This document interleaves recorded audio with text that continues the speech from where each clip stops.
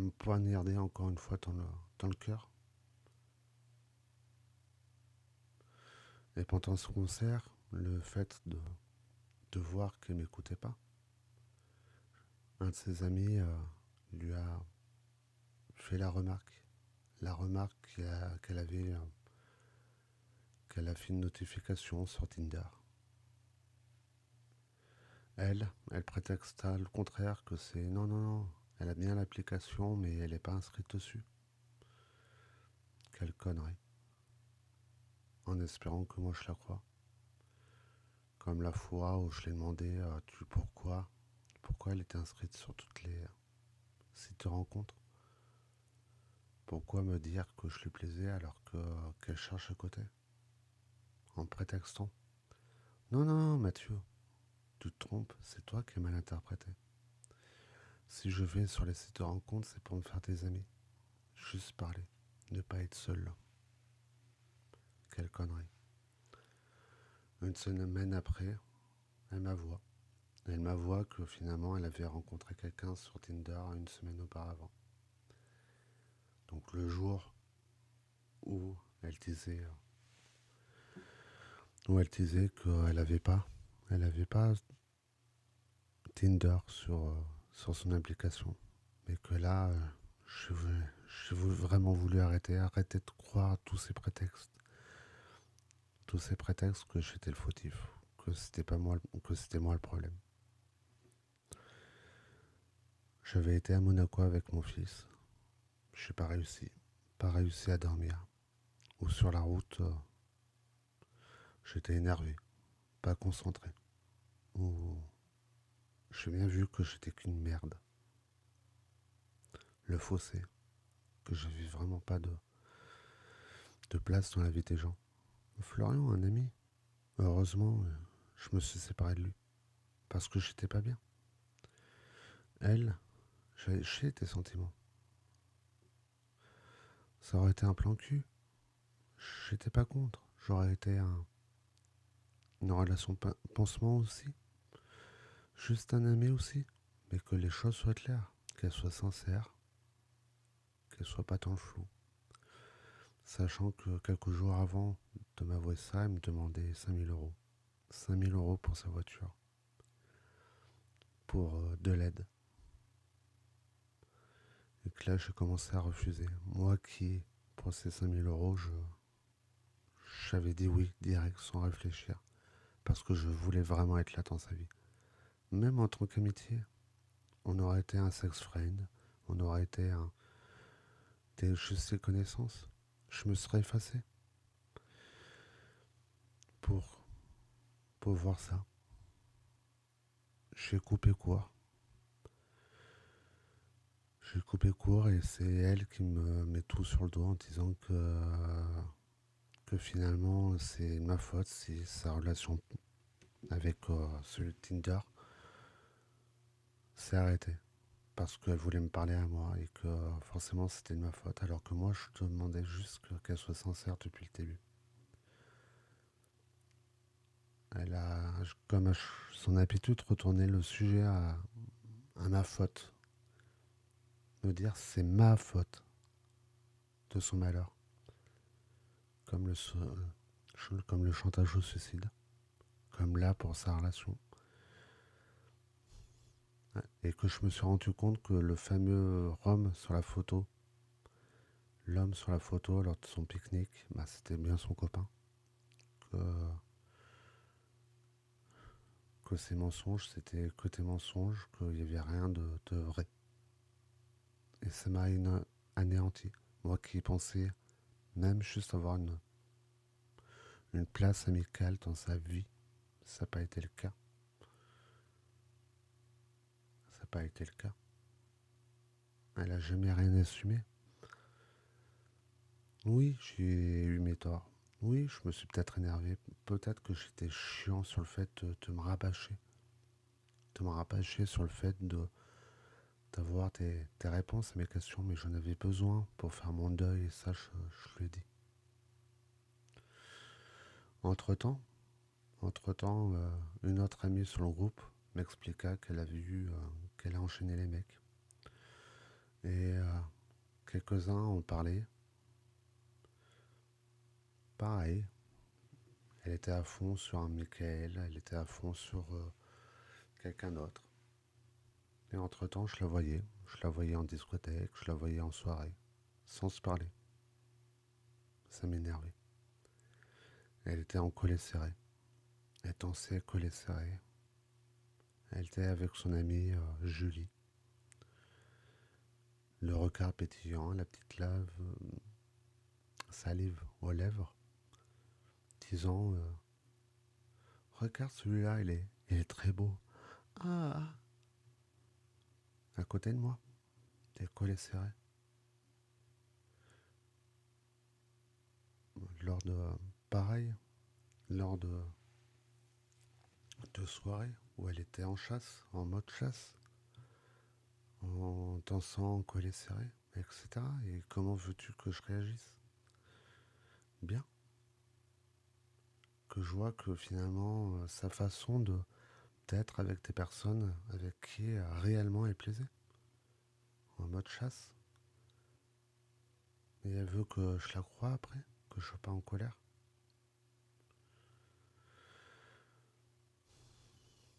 Puis Julie, qui, je vois très bien, son amie. Lors d'une soirée célibataire, je voyais justement ma dernière ex, que je parlais, que je vous ai parlé, que je n'avais pas eu de nouvelles pendant 2 ans. J'en ai parlé à Mathieu. Julie derrière en train de m'écouter comme si je l'avais pas vu, en essayant de te voir, d'avoir des infos. J'ai trouvé ça pathétique. Pathétique la façon dont elle réagissait, que moi tout ce que je demandais c'était mais putain, mais dites-moi que je plais pas et pourquoi vous réagissez comme ça? Pourquoi? Putain, je demande juste ça, des trucs simples.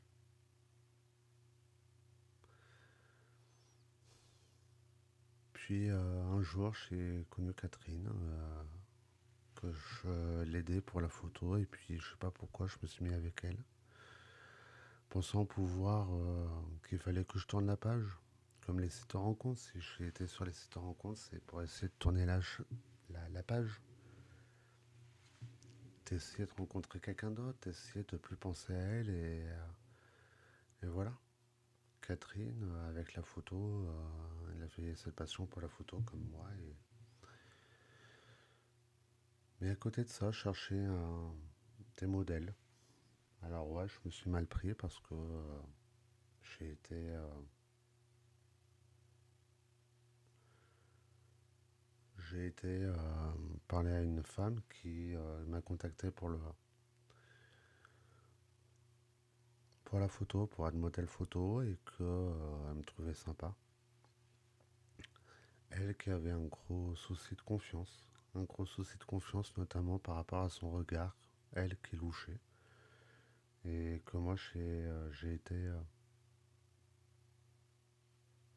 gentil en essayant d'être bienveillant et maladroit en la complémentant en disant avec ce côté photothérapie, en la complimentant, et sauf que je me suis trompé. Au lieu de t'envoyer ça à la modèle, j'ai envoyé ça à Catherine, qui a bien compris que c'était pas pour elle, qui m'a largué au bout de 3 jours, et que d'un côté tant mieux parce que je pense que j'étais pas prêt. Mais la façon de Lucie, quand elle a vu Catherine, a tout de suite dit que j'étais un gros charreau pour se venger. Je pense que ça a été pour se venger. Elle a dit que j'étais un gros charreau, alors que c'était pas le cas. La seule nana que j'ai eue en 2 ans. Et Nathalie, au moins le quatrième ou cinquième. Peut-être qu'elle voulait du sérieux derrière. Peut-être qu'elle voulait s'amuser. En soi, ça me dérange pas. Mais merde. Moi alors. Moi qui attendais quelque chose de clair, net. Et que moi aussi, je suis ouvert sur le côté à m'amuser. Mais elle m'aurait pas fait. Si c'était juste l'amusement, elle aurait pu me le dire. Ou juste amicalement, elle aurait pu me le dire clairement. Clairement. Ça. sans jouer sur mes sentiments. Quelques mois après, malgré les quelques fois où je la voyais faire des collets serrés avec d'autres hommes, je l'ai vue lors d'une soirée célibataire avec son bracelet rouge qui tenta de masquer. Pourquoi? C'est bon, me prends plus pour un con. Me prends plus pour un con.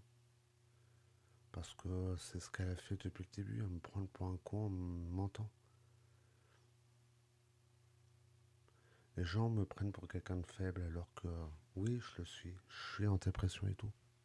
Mais ce qu'ils comprennent pas, c'est que j'ai besoin de vérité pour pouvoir avancer. Pas de mentir. Mentir pourquoi? Pour voir que je suis qu'un con. Que une personne de plus dans ma vie me prend pour un con. Comme si j'étais pas assez mature. Comme si j'étais gamin. Non. Je suis prêt à entendre la vérité. C'est tout ce que je demande. Quelques mois après, elle m'envoie un message disant qu'elle avait perdu son père, donc je suis désolé pour elle. J'ai hésité un peu plus, j'avais cette joie de lui reparler. Cette joie de pouvoir renouer contact. Mais faut pas se leurrer quand j'y pense.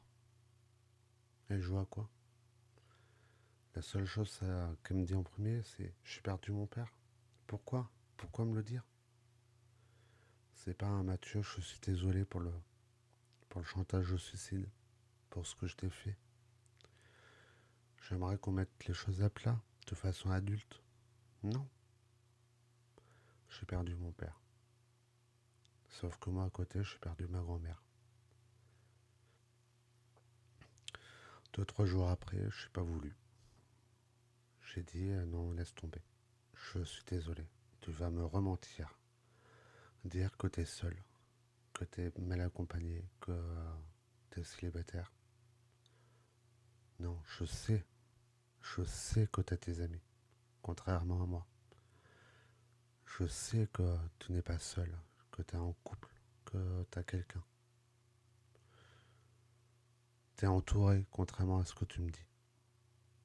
Je te souhaite bon courage, t'as pas besoin de moi. J'avais dit quelque chose dans ce style-là, mais de façon bienveillante. Qu'il fallait mieux qu'on arrête là. Qu'il fallait mieux.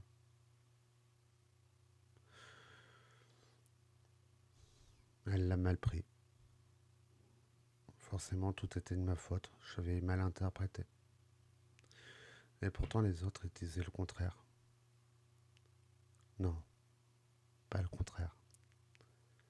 Ils disaient la même chose qu'elle, que j'avais mal interprété. Mal interprété du fait que l'on soit fait ensemble, qu'on soit ensemble, d'espérer que je sois avec elle. Non, oui, je suis mal interprété, mais pas sur ce sujet. Peut-être de lui laisser une place, d'être là à me dire, c'est moi qui interprète mal, c'est moi qui ai mal interprété le fait qu'elle veuille sortir avec moi. Dans un premier temps, toujours à moi d'avoir les doutes, de me dire quand je la vois collée serrée, c'est peut-être moi qui mal interprété, c'est peut-être moi qui mal interprété la personne sur la photo, que c'est pas son copain, que je n'ai pas de preuve en soi. Par rapport à Flo, elle qui me parlait toujours Flo, Flo, Flo, tu peux te dire à Flo que tu me plaisais. Mais non, elle sait très bien que je parlais plus à Flo. Que des choses comme ça qui étaient invérifiables pour moi. Alors que je savais très bien qu'ils avaient couché ensemble, avec les screenshots que Flo m'envoyait. Je lui ai demandé de me bloquer parce que je voulais pas revenir vers elle, je voulais pas être tenté par ça.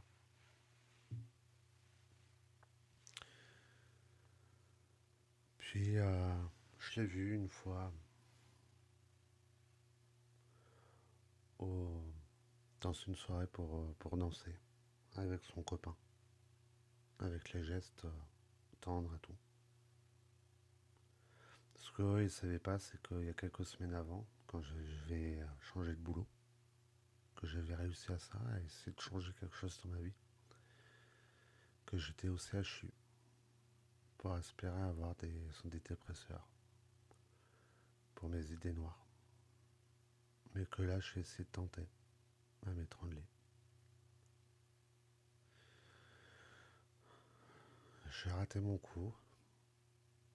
Je suis retourné au CHU, qui m'ont laissé repartir le soir même, juste pour que je vide mon sac. Ça a été un peu trop facile. Et d'un côté, je regrette pas parce que je vois mon père quand il a été au CHU pour ce même genre de raison qu'on l'a laissé partir. Que même quand il a été hospitalisé il y a 20 ans, que c'était pas le meilleur endroit pour se faire soigner. Que d'un côté, je me dis, c'est pas plus mal. Finalement, je suis toujours là, mais sans vie, à essayer de survivre.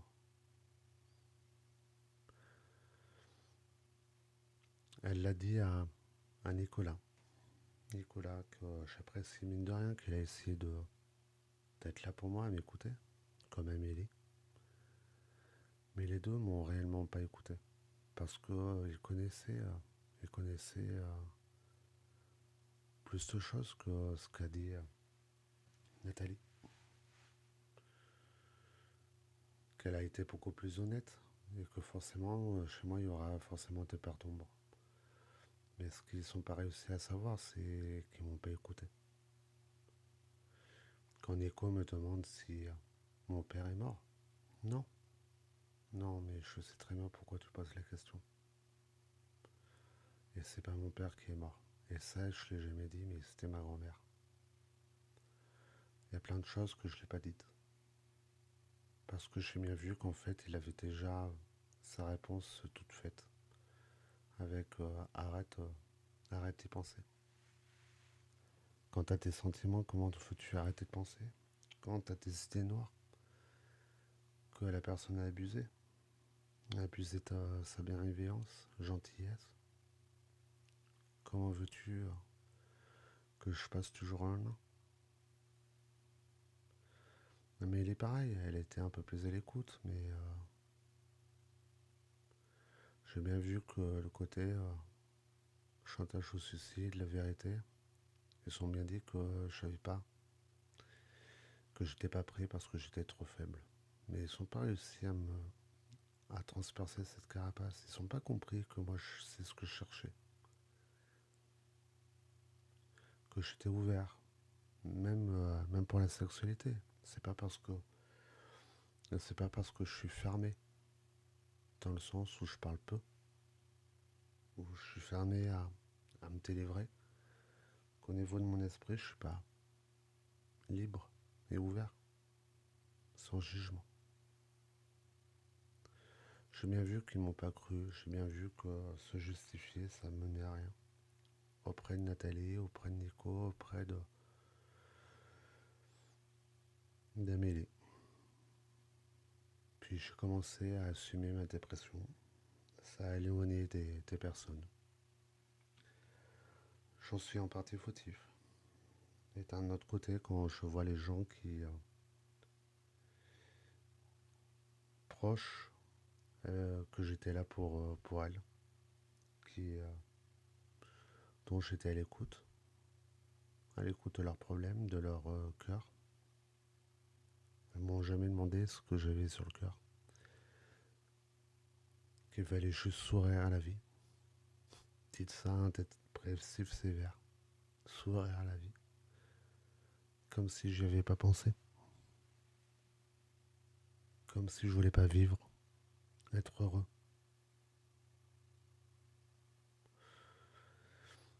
J'ai assumé ça et ça m'a débarrassé d'une bonne partie de tes personnes. puis je suis pété un câble avec certaines qui avaient ce genre de réflexion sur la dépression.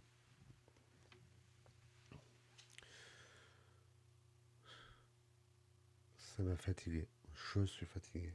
Maintenant, je me retrouve seul, sans amis, sans amour. Et que même si depuis peu je suis en couple, je ressens plus rien. Je me vois avec elle, mais je ressens plus rien. Et pourtant, elle est adorable. C'était faux, oui, mais adorable. C'est là que je me rends compte que je serai toujours seul dans la vie, seul dans mon esprit, que personne ne me comprendra réellement, surtout avec la carapace que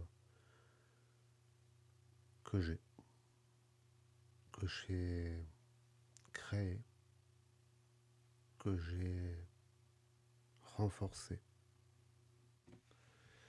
Puis Fina, c'est elle qui me disait que j'étais fou, que j'éduquais mal mon fils, que j'aurais pas dû lui dire que j'étais dépressif. Mais c'est pas elle qui vous me voyez tout le week-end comme une larve sur le canapé, à pas réussir à se lever du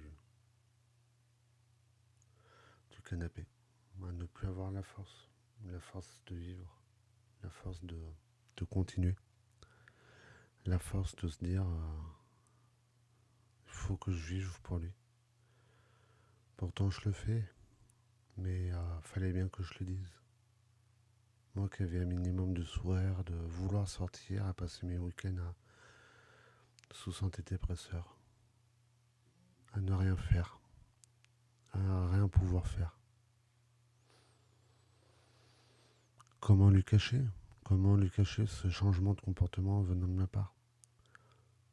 J'ai dû lui dire. J'ai dû lui dire tout en disant que rien n'est de sa faute. Que lui, au contraire, c'est la personne qui arrive à me faire tenir debout.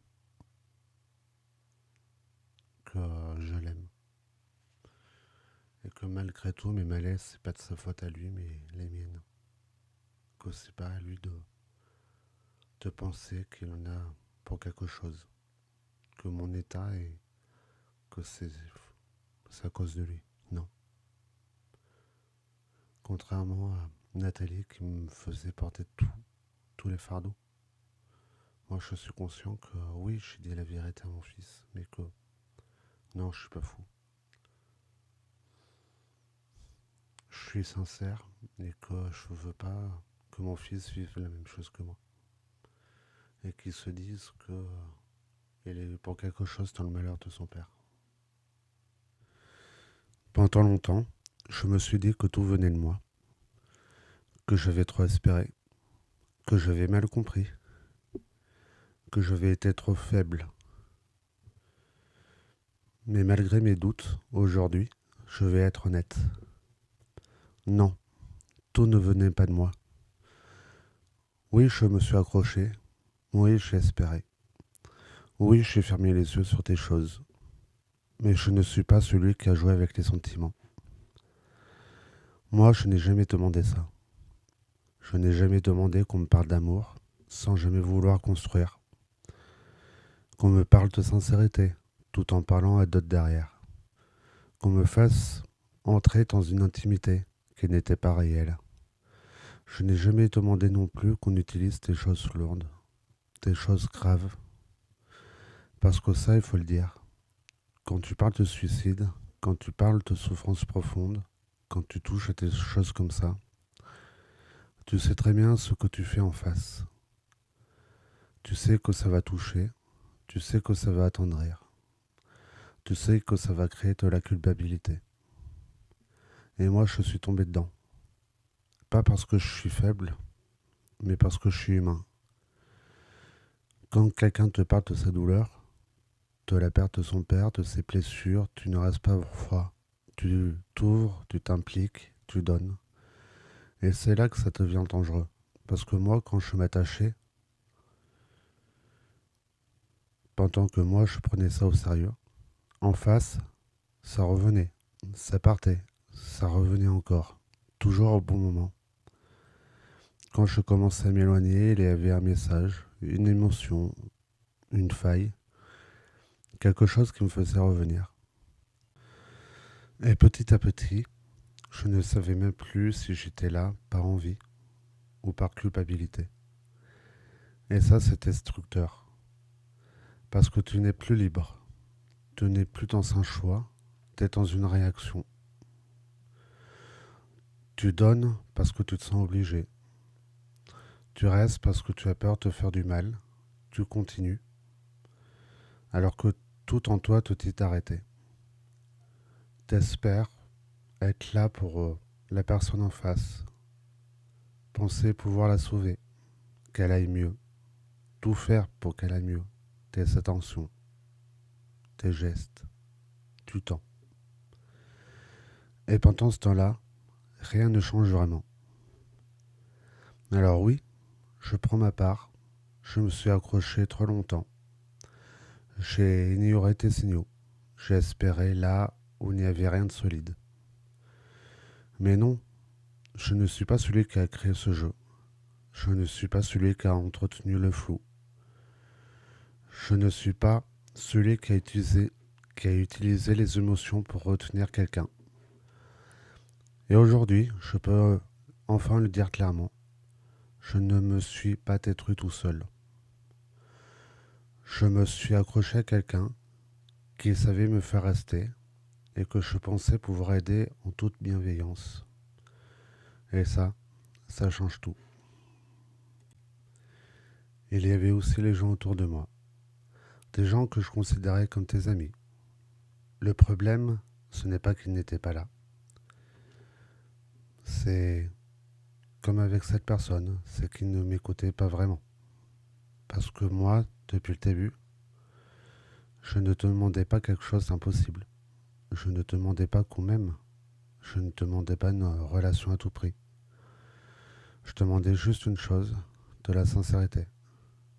Je l'ai dit, plusieurs fois même, que j'avais besoin de comprendre, que j'avais besoin qu'on soit clair avec moi, qu'on me dise simplement tu me plais pas ou je ne veux rien avec toi, mais que ça soit clair.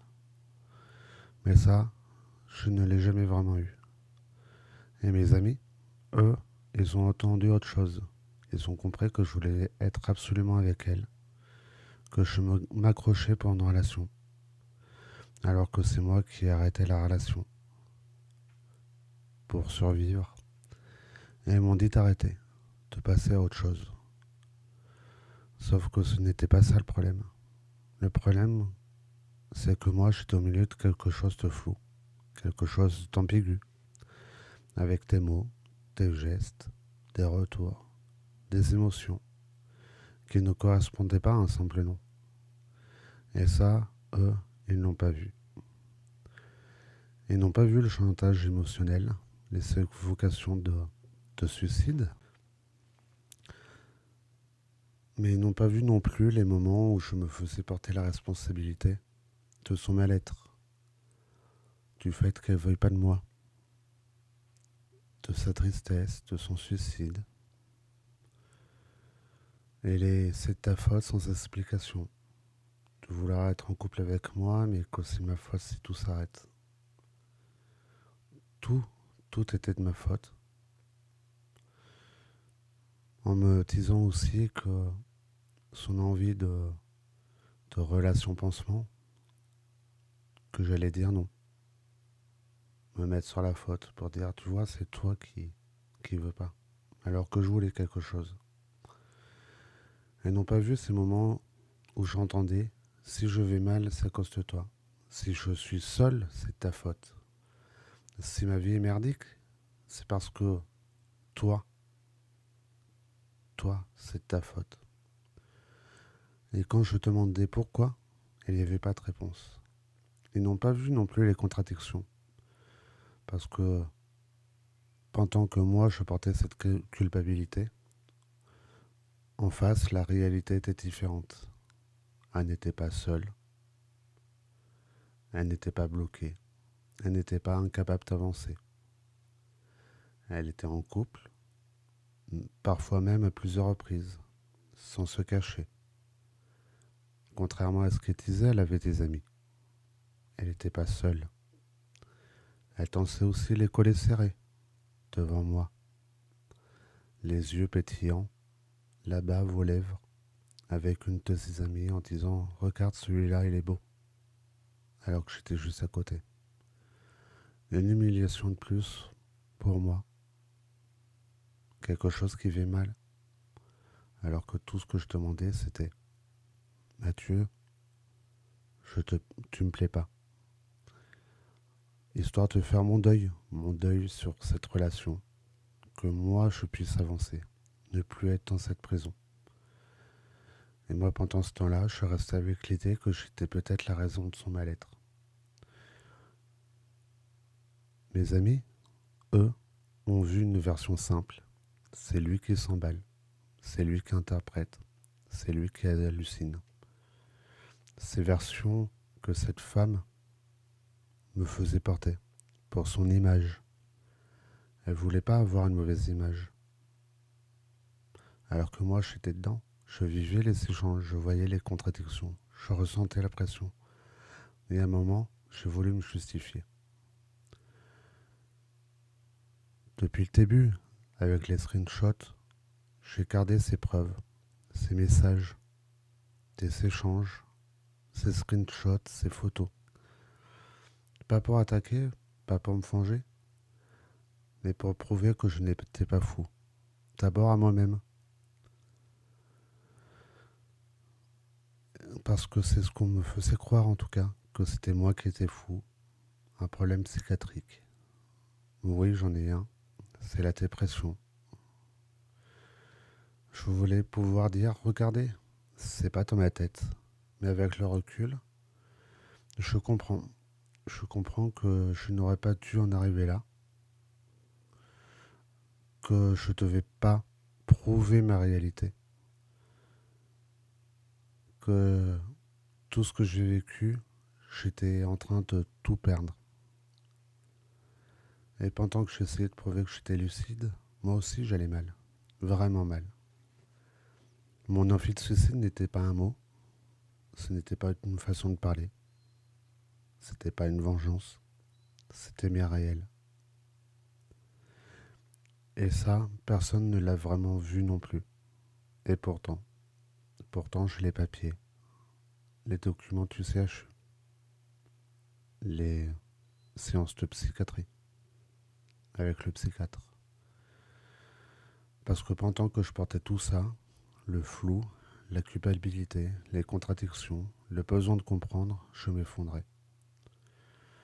Et ce que j'avais le plus besoin à ce moment-là, ce n'était pas qu'on me dise d'arrêter, c'était qu'on m'écoute vraiment, qu'on m'aide à comprendre ce qui se jouait, qu'on me dise ce que tu vis n'est pas normal, tu n'es pas responsable de ça, tu dois te protéger. Ou que elle me dise je suis fautif, t'as rien à voir là-dedans, tu me plais pas. Parce que moi, très tôt, je demandais une chose très simple, la vérité. Pas de flou, pas de culpabilité déguisée en émotion, pas de retour quand ça arrange. Juste, oui ou non. Mais au lieu de ça, j'ai eu du flou en face, des doutes autour de moi. Alors oui, je me suis accroché trop longtemps. Oui, j'ignorais des choses. Oui, j'ai espéré au mauvais endroit. Mais je n'étais pas seul à voir ce qui se passait. J'étais lucide. Je n'étais pas juste celui qu'on a vraiment écouté. Et surtout pas celui qu'on a aidé à se protéger. Et maintenant je paye les pots cassés. Mon envie d'enfant, aux oubliettes, le fait de plaire, pareil. J'ai plus l'envie, j'ai plus aucune envie, même ma passion. Mon enfant, je fais tout pour lui parce que je n'ai pas envie qu'il vive la même chose que mon père. Alors j'essaie de tenir debout. Mais au fond, plus rien. plus rien m'accroche. Le fait de ne pas être réellement écouté, je me suis enfermé. J'ai plus envie de me justifier auprès de mes amis, de donner les preuves pour dire que non, je n'ai pas halluciné. À me retirer, à voir que finalement je me sens mieux seul, façon de parler. Parce qu'en face, je vois qu'en étant en groupe, en étant avec des personnes, en voyant que je ne m'insère pas, que même amicalement, je suis ni écouté, que je plais pas, que cela m'a envoyé que finalement toute ma vie j'étais seul, que toute ma vie je n'ai jamais plu, même amicalement ou amoureusement. Donc je me renferme, je ne vis plus, et comme me dit mon psy, je fais que survivre. Survivre à moi-même, alors que tout ce que je demandais, c'était de vivre. Même pour un petit moment d'un soir, j'aurais vécu.